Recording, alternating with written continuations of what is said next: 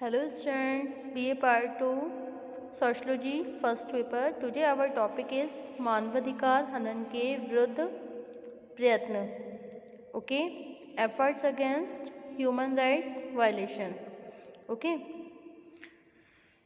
then we start this video on this topic, efforts against human rights violation. Okay, संयुक्त राष्ट्रीय संघ के प्रयत्नों से आज विभिन्न देशों में मानवाधिकार उल्लंघन को एक आपराधिक व्यवहार बनाने से संबंधित व्यापक प्रयत्न किए जा रहे हैं. ओके, भारत में स्वतंत्रता के बाद से ही एक समताकारी व्यवस्था स्थापित करने तथा धर्म, जाति और लिंग पर आधारित सभी तरह के विभेद समाप्त करने के लिए विशेष कानून बनाए गए. समताकारी व्यवस्था के अतिरिक्त समाज के कमजोर वर्गों को आरक्षण के द्वारा विशेष सुविधाएं देने के लिए भी वर्गों को आरक्षण के द्वारा विशेष सुविधा देने के भी कुछ व्यापक प्रयत्न हुए. ओके, जिससे उन्हें अन्य वर्गों के समकक्ष लाया जा सके. इसके बाद भी सन 1993 में जब मानवाधिकार के द्वितीय विश्व अधिवेशन के दौरान मानवाधिकार के संरक्षण पर विशेष जोर दिया गया, जिसे तब भारत में भी मानवाधिकार हनन के विरुद्ध एक व्यापक कानून पारित किया गया, जिसे मानवाधिकार पूरे देश के संरक्षण अधिनियम 1993 protection of human rights act कहा गया. ओके, यह अधिनियम पूरे देश में 28 सितंबर 1993 से लागू हुआ. इसके बाद सन 2006 में इस अधिनियम से अनेक संशोधन किए गए. अब इस मानवाधिकार संरक्षण संशोधन अधिनियम 2006 के नाम से जाना जाता है. Okay,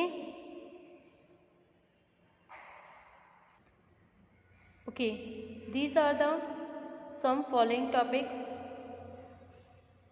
about the efforts against human right violation.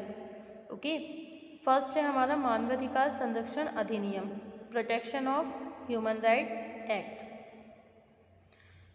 अब फर्स्ट में हमारे कौन कौन से पॉइंट आते हैं? A, national human rights commission, B, state human rights commission and C, human rights codes.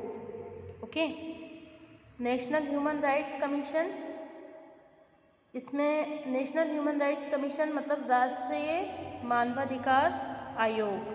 Okay, राष्ट्रीय मानवाधिकार आयोग.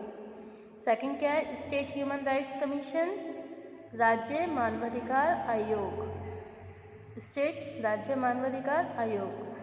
And C, human rights courts, मानवाधिकार न्यायालय. ओके, तो राष्ट्रीय मानवाधिकार आयोग में क्या है? इस आयोग का गठन प्रधानमंत्री की अध्यक्षता में गठित एक समिति के द्वारा दी गई सिफारिशों के आधार पर भारत के राष्ट्रपति द्वारा किया जाता है. आयोग के कुल 10 सदस्य होते हैं तथा आयोग का अध्यक्ष सर्वोच्च न्यायालय में मुख्य न्यायाधीश रह चुका कोई व्यक्ति हो सकता है. ओके, आयोग का कार्यालय 5 साल का होता है तथा आयोग में अध्यक्ष या सदस्य होने की अधिकतम आयु 70 वर्ष मतलब 70 ईयर होती है. ओके, आयोग के महासचिव द्वारा आयोग की सभी गतिविधियों का संचालन किया जाता है. आयोग के निर्देशों का क्रियान्वयन पुलिस महानिरीक्षक स्तर के किसी व्यक्ति द्वारा करने का ही प्रावधान है. ओके, अभी है आपका state human rights commission. State human rights commission अभी जैसे आपको बताया था राष्ट्रीय मानवाधिकार आयोग, तो ये जो मतलब इस कानून से संबंधित जो मुख्य प्रावधान है उन्हें कम से कम 3 भागों में बांटा गया है। ओके, और जिसका संबंध राष्ट्रीय मानवाधिकार आयोग तथा मानवाधिकार न्यायालय के गठन और उनकी शक्तियों से है। किनसे है? उनकी शक्तियों से है।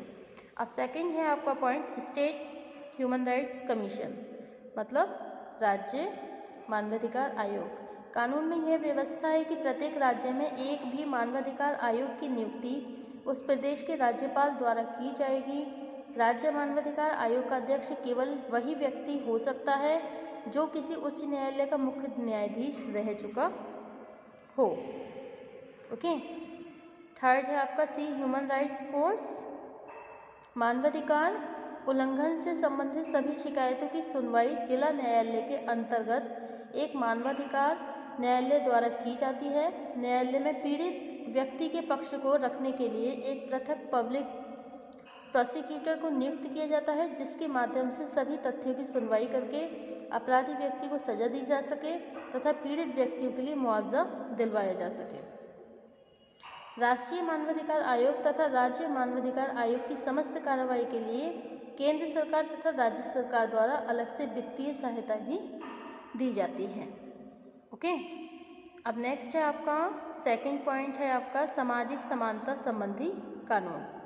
सामाजिक समानता संबंधी कानून जो हमारा आपका सेकंड पॉइंट आ जाएगा, सामाजिक समानता संबंधी कानून act related to social equality. Okay, acts related to social equality.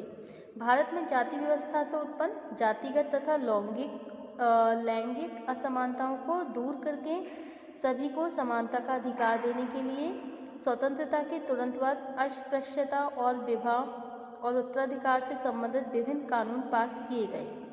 मानवाधिकार का प्रश्न महत्वपूर्ण बन जाने के फलस्वरूप सन 2002 में घरेलू हिंसा से प्रभावित महिलाओं के संरक्षण के लिए कठोर प्रावधान किए गए तथा दहेज निरोधक अधिनियम को पहले से अधिक कठोर बना दिया गया।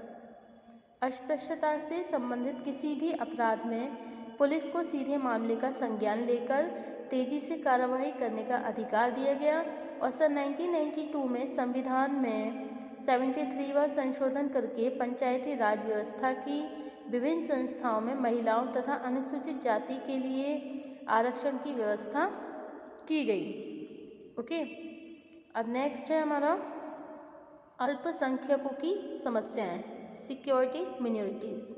ओके, अल्पसंख्यकों की सुरक्षा मतलब सिक्योरिटी मिनोरिटीज।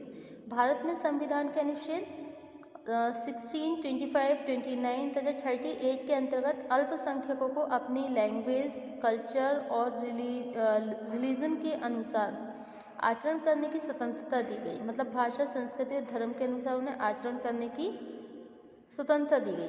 इसके बाद भी सन 1993 में अल्पसंख्यकों के लिए एक नए राष्ट्रीय आयोग की नियुक्ति की गई।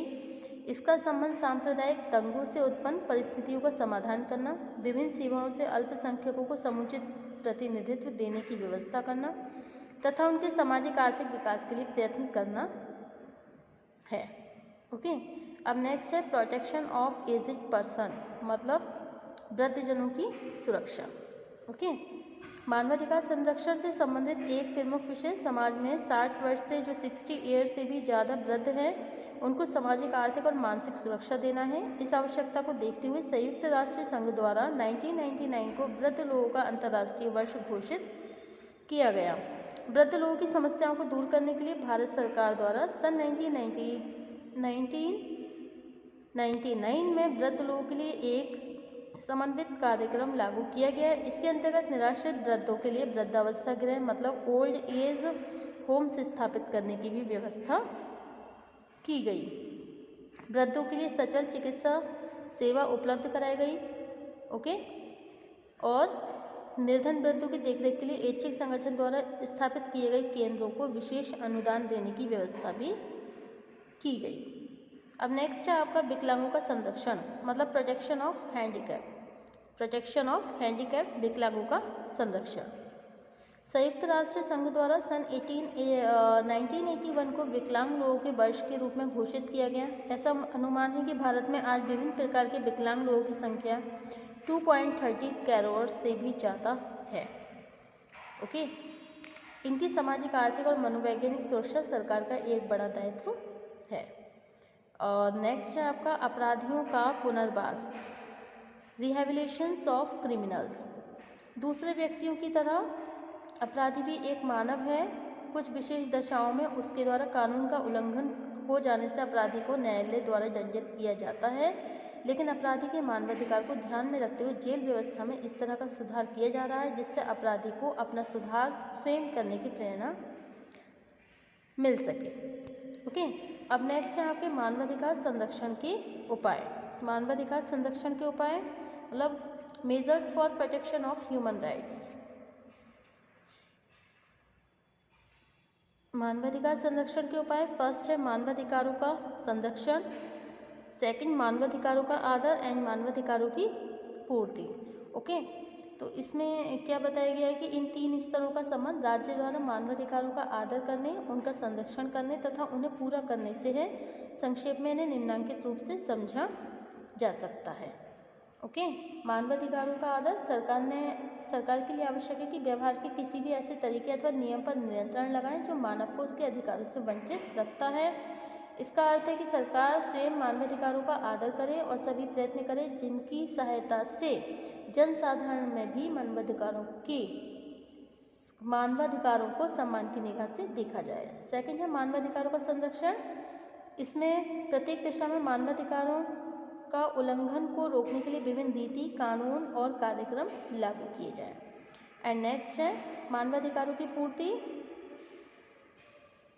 हेनरी स्ट्रेक के अनुसार मानवाधिकारों की पूर्ति मतलब फुलफिलमेंट ऑफ ह्यूमन राइट्स का तात्पर्य राज्य द्वारा ऐसे सभी प्रयत्न करने से है जिनके द्वारा व्यक्ति अपने जीवन से संबंधित सभी आधारभूत सुविधाएं प्राप्त करे। Okay, so at the last and the conclusion, स्पष्ट है कि मानवाधिकारों का संरक्षण वर्तमान युग की एक मौलिक आवश्यकता है। इस दृष्टिकोण से मानवाधिकार उल्लंघन की समस्या का समाधान भी राज्य जैसी एक शक्ति संपन्न सत्ता द्वारा ही किया जाता है। Okay, thank you for watching my YouTube channel.